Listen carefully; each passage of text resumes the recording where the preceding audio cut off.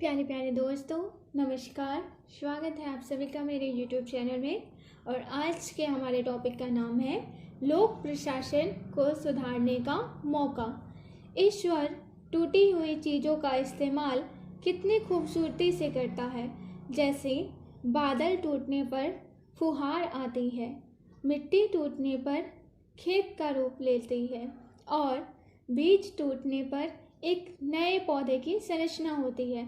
इसलिए जब आप खुद को टूटा हुआ महसूस करो तो समझ लीजिए ईश्वर आपका इस्तेमाल बड़ी उपयोगिता के लिए करना चाहता है। प्राचीन काल से ही मान्यता रही है कि प्रत्येक बुराई के पीछे कुछ अच्छाई भी होती है और हर एक संकट से समाज सशक्त होकर निकलता है। कोरोना संकट ने दुनिया में त्राही त्राही मचा रखी है। सभी देशों की सरकारें उससे लड़ने की कोशिश कर रही है। प्रधानमंत्री नरेंद्र मोदी द्वारा लॉकडाउन और शारीरिक दूरी के सुझावों को लोगों ने जिस तरह स्वेच्छा से स्वीकार किया, वह न केवल प्रधानमंत्री की जन स्वाक्यता और विश्वसनीयता दर्शाता है, वरन जनता की विवेकशीलता को भी इंगित करता है। कोरोना आपदा से लड़ने में प्रधानमंत्री मोदी की प्रोएक्टिव रणनीति की प्रशंसा भी हो रही है, लेकिन इस रणनीति की सफलता में उन लोक उपक्रमों और सरकारी संस्थाओं ने अग्रणी भूमिका निभाई जिनकी छवि जनमानस में बहुत अच्छी नहीं थी। पुलिसकर्मी, प्रशासनिक तबका, सफाई कर्मी, स्वास्थ्य कर्मी के व्यवहार और कर्तव्य परायणता पर बहुत प्रश्न चिन्ह थे, जो स्वतंत्रता के बाद से ही लगे हुए थे। 1990 के दशक में जब प्रधानमंत्री नरसिंह राव और वित्त मंत्री मनमोहन सिंह ने उदारीकरण, निजीकरण और वैश्वीकरण के ब्याज से देश को लाइसेंस, परमिट, कोटा राज के बाहर निकलने की पहल की और भारत को विश्व के बाजार के रूप में खोल दिया, तो देश में लोक उपक्रमों और सरकारी संस्थाओं के पतन का युग भी तेजी से शुरू हुआ।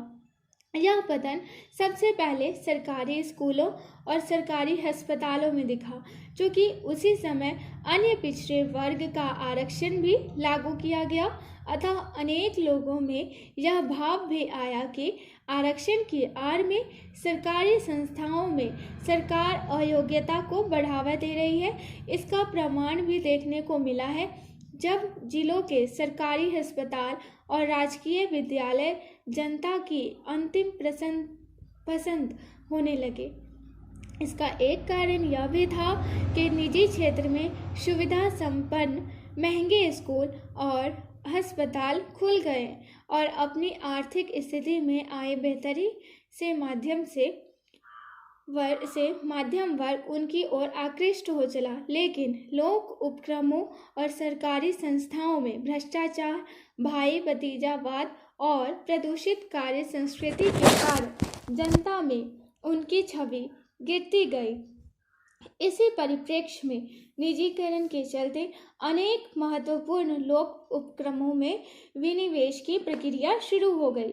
जुलाई 1969 में 14 बैंकों का राष्ट्रीयकरण कर प्रधानमंत्री इंदिरा गांधी ने जिस समतामूलक समाज की स्थापना का स्वप्न देखा, उसे कांग्रेस की ही सरकार ने 1990 के दशक में समाप्त कर दिया। 1991 से 92 में लगभग 32 लोक उपक्रमों में विनिवेश से सरकार ने 3032 करोड़ रुपए अर्जित किए और बैंकों को आदेश दिया कि गरीबों को सस्ते कर्ज उपलब्ध कराएं। रसूख वालों ने बैंकों से खूब ऋण लिया और उसे न लौटाकर बैंकों का NPA बढ़ाया। आज यह प्रवृत्ति संक्रामक रोग की तरह फैल चुकी है, क्योंकि राजनीतिक दलों में स्पर्धा रहती है कि कौन कितना कर्जा माफ करवाता है। इसीलिए लाभार्थियों में यह गलत संदेश जाता है कि कर्ज लो और उसे चुकाओ मत, क्योंकि बाद में सरकारें उसे माफ करा ही देंगी। केंद्र और राज्य सरकारों द्वारा घाटे का बजट एक फैशन हो गया, जिससे मुद्रास्फीति बढ़ी और मुट्ठी भर टैक्स देने वालों पर टैक्स का पहाड़ टूट पड़ा। जाहिर है, लोगों में टैक्स चोरी की प्रवृत्ति बढ़ी। आर्थिक संकट के चलते विश्व बैंक और अंतर्राष्ट्रीय मुद्रा कोष ने भी उदारीकरण और निजीकरण का दबाव बनाया। परिणाम सामने है। 1990 के बाद प्रत्येक सरकार ने सरकारी तंत्र को छोटा करने, लोक उपक्रमों का विनिवेश करने और न्यूनतम सरकार अधिकतम शासन के फॉर्मूले पर चलना शुरू किया। उनका मानना था कि इससे सरकारी तंत्र छोटा होगा, पुराने कानून खत्म होंगे, तकनीकी के प्रयोग से कम लोगों से अधिकतम काम लिया जाएगा, काम त्वरित गति से पारदर्शिता से होगा और उसका लाभ जनता को मिलेगा। यह सोच भी उभरी कि सरकार व्यापारिक और वाणिज्यिक क्षेत्रों में हाथ समेटेगी और केवल शुद्ध शासकीय कार्यों, कानून और नीतियां बनाने, उन्हें लागू कराने और न्याय दिलाने पर ही केंद्रित करेगी। इससे धीरे धीरे सरकारी तंत्र और लोक उपक्रमों का स्थान देशी और विदेशी निजी प्रतिष्ठान लेंगे। लेकिन कोरोना जनित संकट से यह स्पष्ट हो गया कि कोई भी सरकार अपने अभिकर्मों पर ही पूरी तरह भरोसा कर सकती है। निजी संस्थाएं सरकार के उत्तरदायित्व का वहन नहीं कर सकती, वे सीमित सहयोग ही दे सकती है। संकट के समय में जनता को केवल सरकार ही दिखाई देती है। कोरोना आपदा से निपटने में प्रत्येक राज्य में कोरोना वायरस ने जिस प्रकार लोगों की मदद और सेवा की, उसका आभार शब्दों में बयान नहीं किया जा सकता।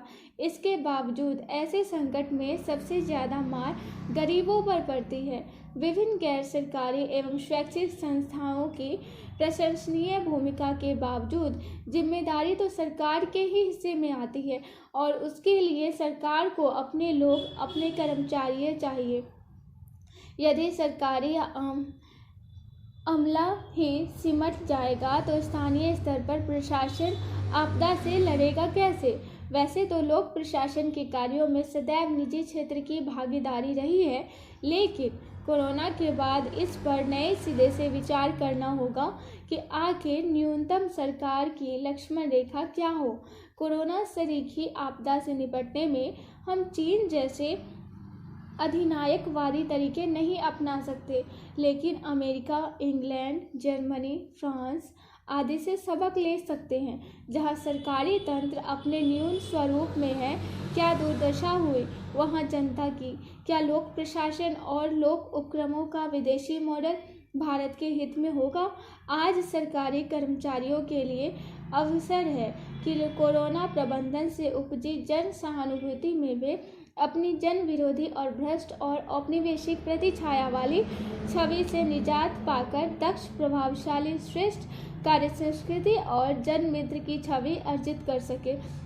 यह सरकारों के लिए भी अवसर है कि वे नौकरशाही में परिवर्तन कर उसे जन मित्रशाही का स्वरूप प्रदान करें। आज कोरोना आपदा को अवसर में बदलने और गुणवत्तापूर्ण एवं बेहतर शासन हेतु लोक प्रशासन, लोक उपक्रमों और सरकारी अधिकारियों एवं कर्मचारियों को नई संजीवनी देने की ज़रूरत है।